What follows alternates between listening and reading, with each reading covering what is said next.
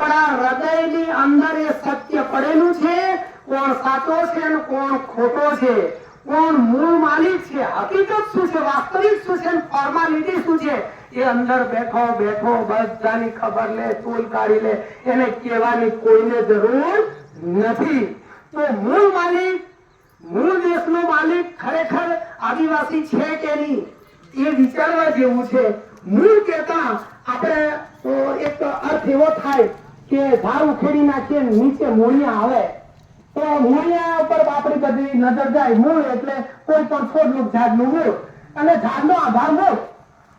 તો સંયુક્ત રાષ્ટ્ર એટલે વિશ્વના બધા, દુનિયાના બધા દેશો, આ દુનિયાના દેશો ભેગા થઈને એને નક્કી કર્યું કે આ સૃષ્ટિનો આધાર શું છે, આ દુનિયાનો આધાર શું છે, તો કે એનો આધાર આ આદિવાસી પ્રજા છે.